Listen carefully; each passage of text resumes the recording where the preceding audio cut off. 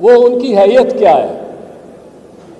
پہلا لیجئے سائفر، بڑا چرچا ہے سائفر کا، سائفر راز، سرکاری حکومتی ریاستی راز وہ افشا کر دیے، اور وہ پتہ نہیں جس طرح نیوکلیئر سیکرٹس نہیں کسی نے دے دیے ہوں، راز افشا کر دیا۔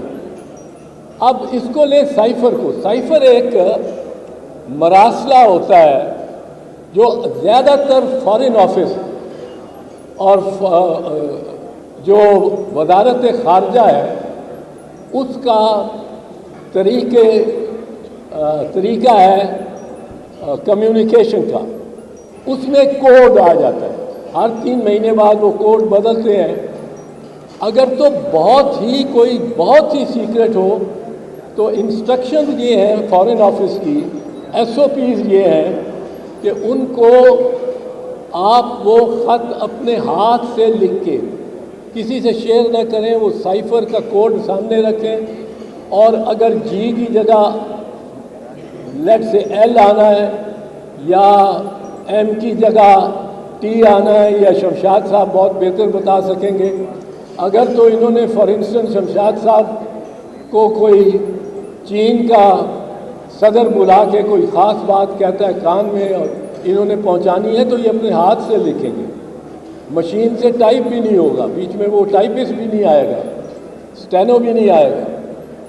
اب یہ ویسا سائفر نہیں تھا، اس میں کوئی ایسی سینسٹیو بات اس طرح نہیں تھی۔ اس میں یہ تھا کہ ڈونلڈ لو ایک بڑا سفارتکار، امریکہ کا سینئر سفارتکار، اس نے پیغام دیا وزیر اعظم کو یا اپوزیشن کو کہ اگر آپ تو اس کو پرائم منسٹر کو ہٹا دیتے ہیں تو ہم آپ کے ساتھ، ہم آپ کے گناہ معاف کر دیں گے، لیکن اگر نہیں ہٹاتے تو پھر ہمارے ساتھ سے کوئی توقع نہ رکھیے۔ اب یہ بات یا تو ہم نے کہا ہو کہ یہ من گھڑت ہے، یہ من گھڑت ہے، من گھڑت نہیں ہے، یہ سائفر کی تصدیق کی ہے نیشنل سیکیورٹی کمیٹی نے، جس کی ایک دفعہ اس کی صدارت قیدی نمبر 804 نے کی ہے، اور دوسری دفعہ صدارت اس کی جناب محترم شہباز شریف صاحب نے بطور وزیر اعظم کی۔ دونوں دفعہ سائفر کو درست تسلیم کیا گیا ہے، دونوں دفعہ یہ ہدایت کی گئی ہے فارن آفس کو کہ امریکہ کو سے احتجاج کرو، یعنی ڈی مارش ان کو کرو۔ اب اگر یہ سائفر، اس کا مطلب ہے جو سائفر میں پیغام ہے اور جو مندرجات ہیں سائفر کے وہ درست ہیں۔ اگر وہ درست ہیں تو یہ میں پہلے بھی کہہ چکا ہوں ٹیلی ویژن پہ کہ ہمارا کیا اخلاق ہے، اس کے بعد ہمارا کیا رد عمل ہے جب ہمیں یہ پیغام ملتا ہے کہ اپنے وزیر اعظم کو ہٹا دو، نو کانفیڈنس موشن پاس کرو اور ہٹا دو، اور ورنہ ہم اچھے سلوک نہیں آپ سے کریں گے، اچھا سلوک۔ اب ہم ہٹا دیتے ہیں۔ ہماری غلامانہ ذہنیت دیکھیے کہ ہم کہتے ہیں مہاراج آپ دیکھ لیں، آپ اس سے قیدی نمبر 804 سے آپ نالاں تھے، اس سے آپ کو شکوے تھے، اس نے آپ کی بات نہیں مانی تھی۔ مہاراج ہم نے اس کو ہٹایا ہی نہیں، صرف ہم نے اس کو پنجرے میں بند کر دیا ہے، ہم نے اس پہ کیمرے لگا دیے ہیں، ہم نے اس کو اس کی بیت الخلا اور اس کے بستر کے درمیان کوئی اسپیس ہی نہیں چھوڑی۔ آپ نے تو کہا تھا کہ ایک تھپڑ مارو اس کو، ہم اس کا سر قلم کر کے لے آئے ہیں۔ اب بلوچ صاحب اس سے کیا پاکستان کی کوئی عزت بڑھتی ہے؟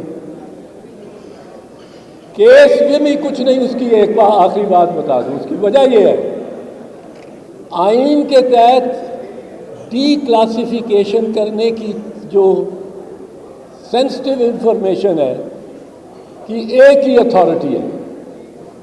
کون یہ فیصلہ کر سکتا ہے کہ یہ میرے ہاتھ میں جو سائفر ہے یہ میں ساری قوم کو دکھا دوں؟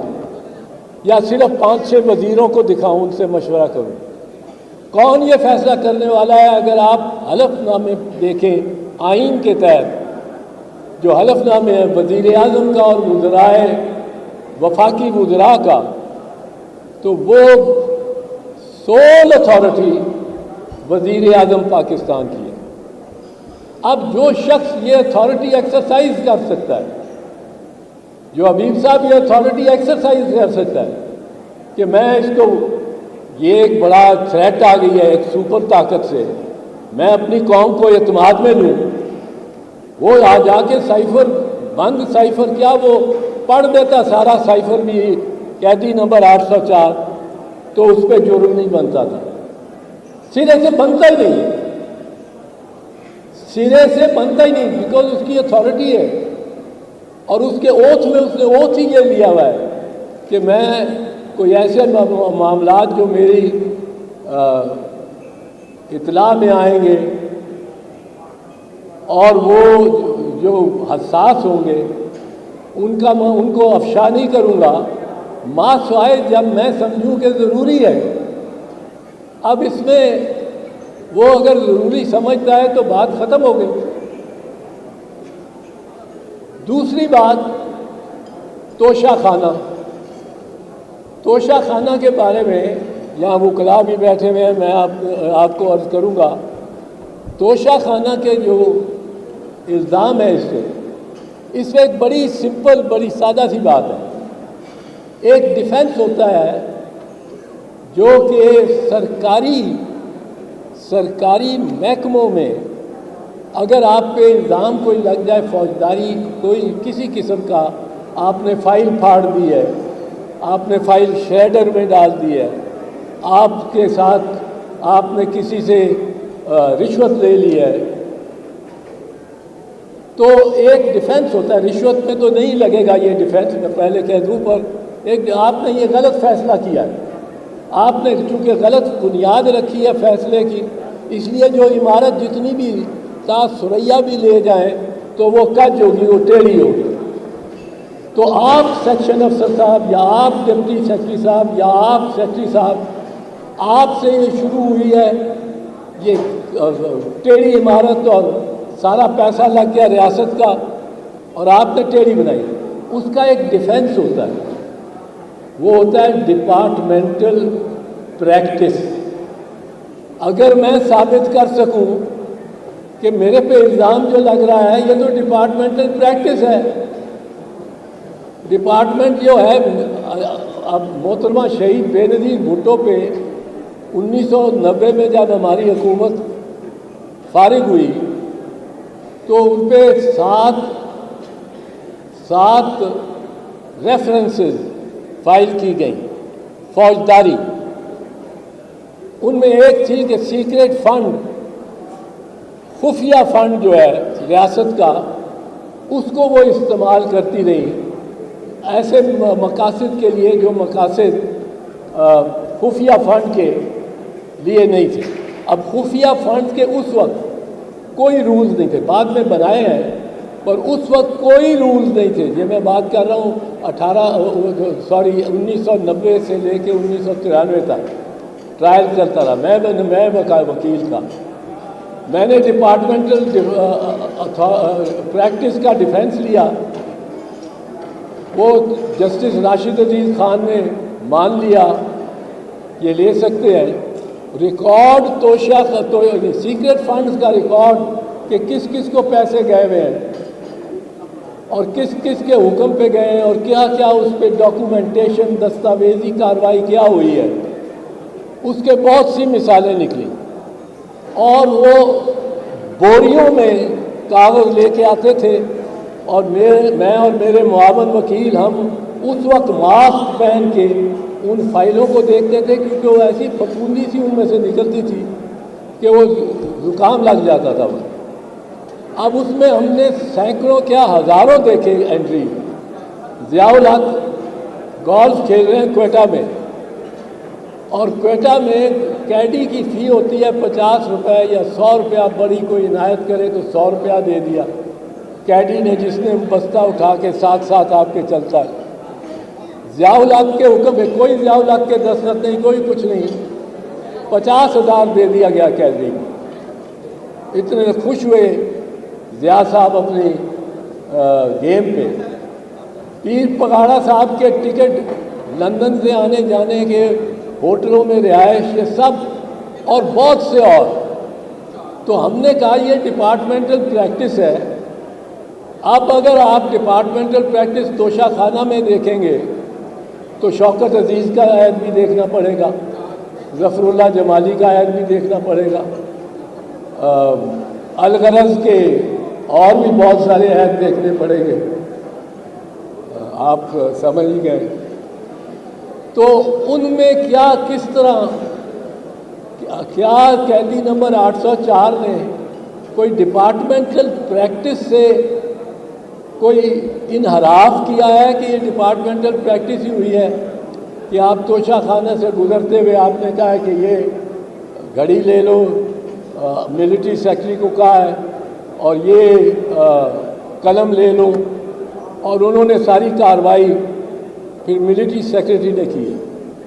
और मेरे इल्म में है कि कैदी नंबर 804 ने अपने साबिक मिलिट्री सेक्रेटरी को अदालती गवाह बुलाने की दरख्वास्त दे रखी है, कोर्ट विटनेस, क्योंकि खुद तो नहीं बुला सकते, अब वो मेजर जनरल हो गए तब ब्रिगेडियर से, ताकि वो बताएं कि किस अंदाज से ये चीज़ें ली जाती थीं।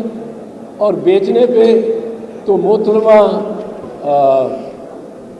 मरियम नवाज, उन्होंने BMW कार ली भी और बेच भी दी। तीसरा मुख्तसरन केस है 192 मिलियन पाउंड का। मुख्तसरन अर्ज करूँ, 192 million pound as a suspicious transaction UK financial crimes committee ने उसको देखा। वो मलिक रियाज के नाम से था, लेकिन उसमें हुसैन नवाज के भी कोई 43 मिलियन पाउंड जो एक प्रॉपर्टी थी हाइड पार्क 1 से मुतल्लिक था। उसके बाद वो क्लियर कर दिया क्राइम एजेंसी ने, जिस पे आपको याद होगा कि शहबाज शरीफ साहब ने बड़ा अल्हम्दुलिल्लाह अल्हम्दुलिल्लाह अल्हम्दुलिल्लाह कहा, बड़ा चर्चा किया कि हम बरी हो गए। वो पैसा उसके पास ही जाना था जिसके नाम पे था जब सस्पिशियस ट्रांजैक्शन डिक्लेयर किया गया, और वो मलिक रियाज था। उसके अपने अकाउंट में सुप्रीम कोर्ट के पास जो एक एस्क्रो अकाउंट में वो चला गया। अब इसके बाद और लंबी कहानी कोई नहीं है। तो मैं ये अर्ज करना चाह रहा हूँ आखिर में कि ये जो मैंने बातें की हैं, मैं ये सिर्फ चाहता हूँ कि आप भी और दूसरे लोग भी ये इन जो इल्ज़ामात हैं इनको देखें और ये आप सर्कुलेट करें। रही बात वकला और अदालतों की, वकला